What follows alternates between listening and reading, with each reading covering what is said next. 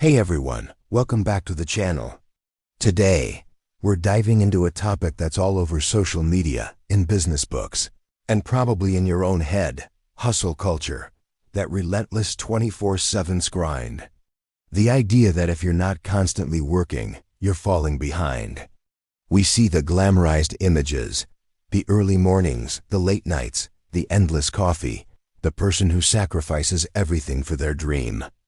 It's presented as the only path to success. But what if I told you there's a massive hidden cost to this always be hustling mindset? A cost that could be sabotaging your success and well-being far more than you realize. Today, we're going to pull back the curtain on hustle culture and explore the real price you pay when you never, ever stop. Let's start with the most obvious cost: burnout. This isn't just about feeling a little tired. We're talking about profound, long-term physical and emotional exhaustion. When you're constantly pushing your body and mind to their limits without adequate rest, something has to give. Your nervous system is perpetually in a state of high alert, flooded with stress hormones like cortisol. This can lead to chronic fatigue, sleep problems, a weakened immune system, and even serious health issues down the line. It's like redlining a car engine day after day. Eventually, it's not just going to need a break. It's going to break down completely. And when you're burnt out, your productivity plummets, your creativity dries up, and the very work you sacrificed everything for becomes a source of dread. Now let's talk about the impact on your creativity and problem-solving skills, which are crucial for any kind of success. Our brains need downtime to process information, make connections, and generate new ideas. This is why some of our best ideas come to us in the shower, on a walk, or right before we fall asleep, times when our minds are relaxed and allowed to wander. Hustle culture kills this process. It demands constant focus on the task at hand, leaving no room for the unstructured, playful thinking that sparks innovation. By refusing to take breaks, you're not being more productive. You're actively starving your brain of the creative fuel it needs. You become trapped in a loop of doing, not thinking. You end up working harder, not smarter, solving the same problems with the same tired solutions. Another hidden cost is the erosion of your relationships. When your default answer to friends and family is "I'm too busy," you slowly start to disconnect from your support system. Birthdays, dinners, and simple hangouts get pushed aside for one more email, one more project, one more meeting.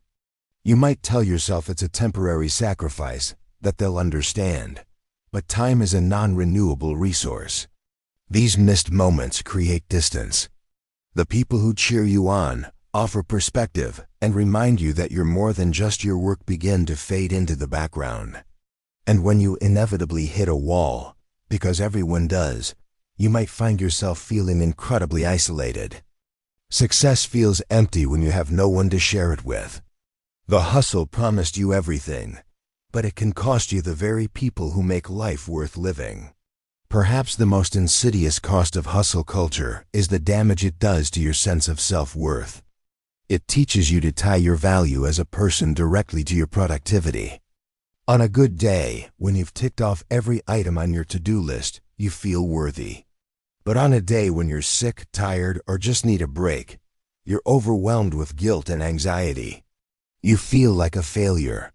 This creates a deeply unhealthy and unstable foundation for your identity. You are not a machine. Your worth isn't measured in hours worked or goals achieved. You have inherent value simply because you exist. Hustling becomes a frantic attempt to prove your worth to yourself and others, but it's a race with no finish line. The goalposts are always moving, and you're left feeling like you're never, ever enough. So what's the alternative? Am I saying you should just quit your goals and do nothing? Absolutely not. The opposite of toxic hustle isn't laziness.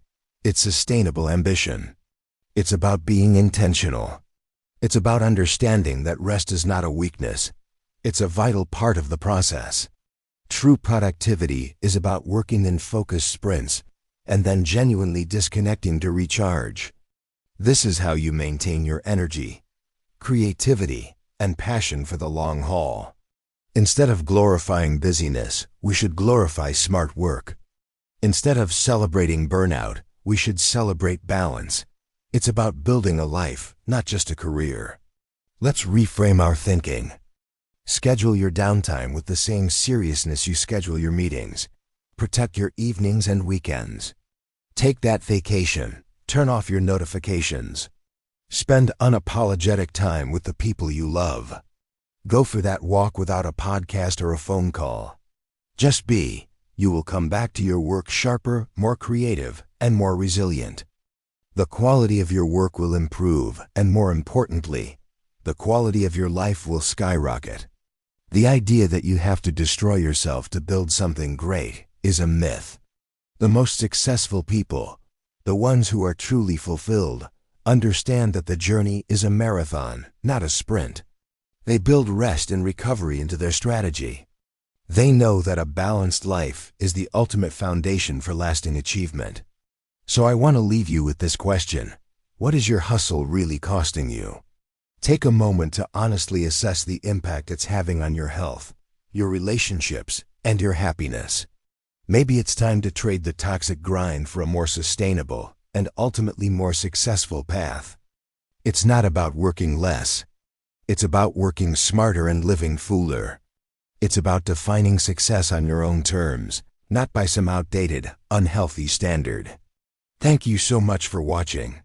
If this resonated with you, please give this video a thumbs up and subscribe for more content on living an intentional life.